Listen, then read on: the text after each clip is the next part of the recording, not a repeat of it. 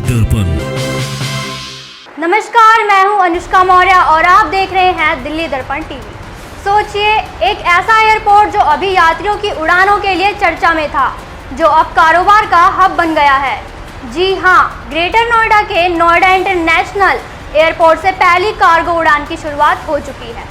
बुधवार सुबह चेन्नई से एक कार्गो विमान करीब 20 टन सामान लेकर नोएडा पहुंचा। जैसा कि विमान रनवे पर उतरा, एयरपोर्ट अधिकारियों और कर्मचारियों ने इस ऐतिहासिक पल का स्वागत किया। यह सिर्फ एक विमान की लैंडिंग नहीं थी, बल्कि क्षेत्र के व्यापार और विकास के नए दौर की शुरुआत थी।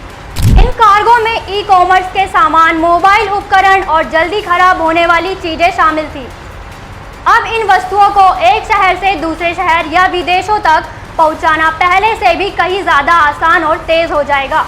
विशेषज्ञों का मानना है कि कार्गो सेवाएं शुरू होने से नोएडा, ग्रेटर नोएडा और पूरे एनसीआर के उद्योगों का बड़ा फायदा मिलेगा। छोटे और बड़े कारोबारियों को बेहतर लॉजिस्टिक सुविधा मिलेगी, जिससे व्यापार में तेजी आएगी और रोजगार के नए अवसर भी प्राप्त होंगे।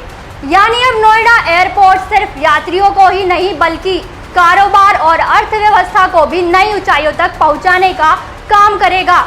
आने वाले समय में यह एयरपोर्ट उत्तर भारत के बड़े कार्गो और लॉजिस्टिक हब के रूप में अपनी पहचान बना सकता है।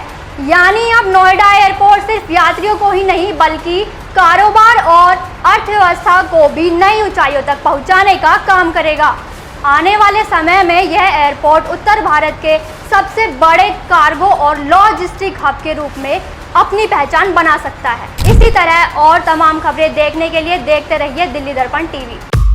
लेटेस्ट खबरों के लिए सब्सक्राइब करें हमारा YouTube चैनल या फिर लॉग ऑन करें www.delhidarpantv.com। खबरों की कवरेज और विज्ञापनों के लिए संपर्क करें।